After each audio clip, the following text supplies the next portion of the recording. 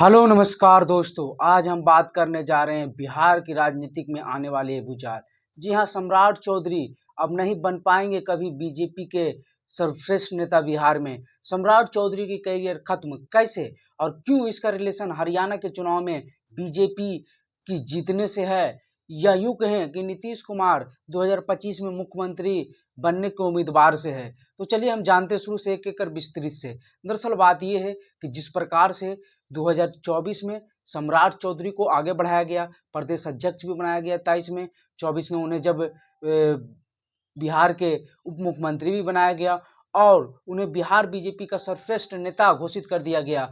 वो बिहार बीजेपी के सारे काजभार भी देख रहे थे, लेकिन चुनाव खत्म होते ही परफॉर्मेंस बीजेपी की थोड़ी सी खराब रही, जिसके बाद उन्हें प्रदेश अध्यक्ष से हटा दिया गया। फिर बाद में चर्चाएं ये थी कि नीतीश कुमार के बाद वो मुख्यमंत्री बनेंगे,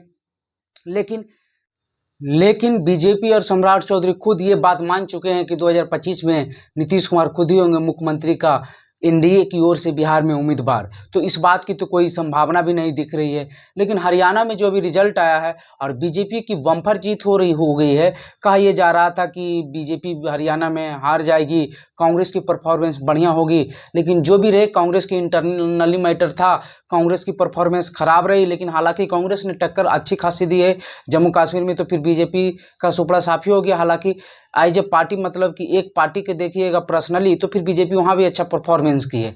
लेकिन हम बात कर लेते हैं बिहार की। बिहार में सम्राट चौधरी का कैरियर इसलिए अब खत्म होने वाला है क्योंकि अब सम्राट चौधरी के सामने कोई रास्ता नहीं है। प्रदेश अध्यक्ष तो दिलीप राय को बना ही दिया गया है। सम्राट चौधरी उप मुख्यमंत्री बिहार हैं और मंत्रालय उनके पास क्या है? वित्त मंत्रालय। कोई भी धरातल पर उतरकर कोई काम करने वाला मंत्रालय न हो। गृह मंत्रालय की उनकी चाहत थी, मिली नहीं। ना ही कोई ऐसा मंत्रालय है जैसे भू राजस्व मंत्रालय हो गया, रोड परिवहन मंत्रालय हो गया, ये सब स्वास्थ्य मंत्री हो गया, ये सब काज करने वाला मंत्रालय। तो सम्राट चौधरी के पास ये सब कोई मंत्रालय नहीं, सिर्फ पैसा का लेन देन वित्त मंत्रालय। तो वो जनता के सामने जुड़ने वाला डायरेक्ट जो मंत्री है, मंत्रालय है, वो सम्राट चौधरी के पास नहीं है। इसलिए सम्राट चौधरी का कनेक्शन जनता से धीरे धीरे, और खास करके जो उनके बिरादरी के हैं, कुशवाहा जाति के लोग हैं, उसी पर हम चर्चा करने वाले। क्योंकि नेता तो उन्हें इसलिए ही बनाया गया था ना बीजेपी में कि गैर यादव ओबीसी नेता बिहार में तैयार करना है। किसके लिए? तो फिर चुनाव 2025 के लिए। और सम्राट चौधरी उसमें सबसे सटीक बैठे थे, युवा थे, बोलने में तेज तरार थे, सब चीज़ों से तंदुरुस्त थे। तो इसलिए सम्राट चौधरी को इस पद पर बैठाया गया। लेकिन सम्राट चौधरी बैठते ही कुछ दिनों के बाद जेडीयू से मिल गए और जेडीयू के मिलने के बाद फिर वो उनके बयान, उस तरीके से आंदोलन कुछ भी नहीं आया है और ना ही अपने समाज के लिए कोई ऐसा काम कर दिखाए हैं जिससे उनके समाज उन पर भरोसा या आगे नेता मान ले। और इसी क्रम में उनके समाज में सबसे बड़ी दिक्कत अभी ये आ गई कि नेताओं की अभी भरमार आ गई है। हर एक पार्टी ने उनके समाज से एक नेता खड़ा कर दिया है और हर एक 2-3 तो पार्टियां बनने जा रही है उनके समाज से। तो उससे सम्राट चौधरी की दिक्कतें आने वाली है। जैसे आप जान लीजिए कि आरजेडी ने अभय कुशवाहा को बना दिया है, आरजेडी के संसदीय दल के नेता, और वो एमपी भी हैं औरंगाबाद से। दूसरी हम बात कर ले तो जेडीयू की ओर से उमेश कुशवाहा, भगवान सिंह कुशवाहा हैं ही। तीसरी उपेंद्र कुशवाहा एनडीए में ही है और उतने बड़े पार्टी के नेता भी हैं, तो उपेंद्र कुशवाहा भी हैं। तो वोट तो बट रहा है, तो फिर सम्राट चौधरी को किस आधार पर बीजेपी आगे बनाएगी? और यही नहीं, एक पार्टी और बनने जा रही है उनकी समाज के, निशिकांत कुशवाहा बना रहे हैं, नवादा के रहने वाले हैं, तो उनकी भी अच्छी खासी पकड़ है, युवा है, तो उनको और भी लोग जा रहे हैं। तो फिर उनकी अहमियत क्या रह जाएगी बीजेपी पार्टी में जब उनके पास वोट ही नहीं रहेगा, उनके समाज के ही अपने लोग ही नहीं जुड़ेंगे। क्योंकि सबसे ज़्यादा बीजेपी का ध्यान था कि लवकुश वोट पर, और यही सत्ता जो है पलटती है। और नीतीश कुमार इसी वोट के आधार पर अभी तक मुख्यमंत्री बने हुए हैं, आधार वोट उनका यही है। और इसी चलते हुए नीतीश कुमार जब अलग थे तो जोड़ना चाहते थे, और जब साथ में भी आए तब भी उन्हें साथ लेकर चलना चाहते हैं, लेकिन इसमें कामयाबी नहीं मिल रही है। और ना कामयाबी मिलने का सबसे बड़ा खामियाजा सम्राट चौधरी को होने वाला है। सम्राट अब बीजेपी प्रयोग पर प्रयोग कर रही है। इससे पहले भी जब उन्होंने यादवों को जोड़ने की कोशिश की थी, नित्यानंद राय को मंत्री बनाया, प्रदेश अध्यक्ष बनाया, और जब फायदा नहीं मिला तो आप देख सकते हैं नित्यानंद राय किस प्रकार से बीजेपी में साइडलाइन हो चुके हैं।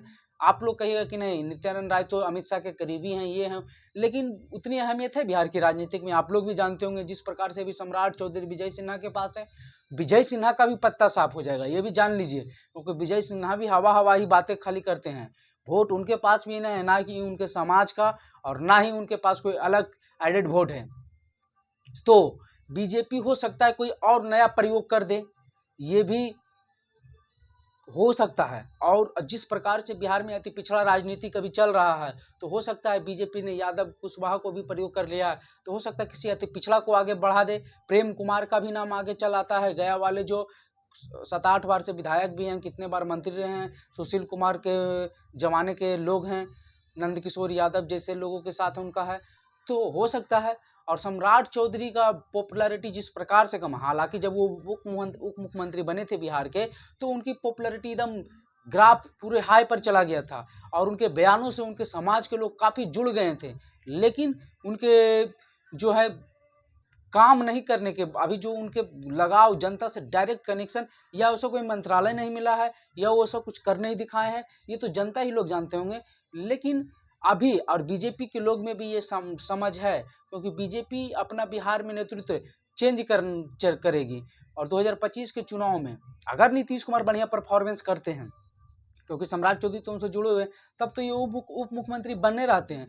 और अगर खराब करते हैं, बीजेपी कुछ और बढ़िया कर जाती है दिलीप राय के नेतृत्व में, तो फिर बीजेपी का हो सकता है कोई नया नेतृत्व भी बिहार में पैदा हो जाए, ये भी हो सकता है।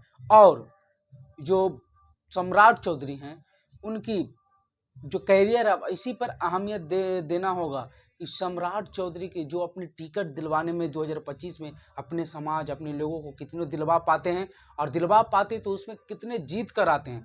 अगर वो अच्छे खासे को टिकट दिलवा लेते हैं और वो जीत कर आ जाते हैं, और जेडीयू बहुत कम सीटों पर, जैसा कि कहा जा रहा है प्रशांत किशोर के बयानों से कि 20 सीट पर अटक जाएगी, तो ऐसा हो जाता है, तब तो फिर सम्राट चौधरी का करियर आगे बढ़ जाएगा। और अन्यथा फिर करियर डाउनफॉल पर आ जाएगा सम्राट चौधरी का, क्योंकि उनके समाज में इतना नेता ही इतना नेता ही बन रहे हैं और पार्टी बना रहे हैं, तो क्या कहना। तो चलिए, ये विश्लेषण आपको कैसा लगा, अपनी राय जरूर दीजिएगा। वीडियो देखने के लिए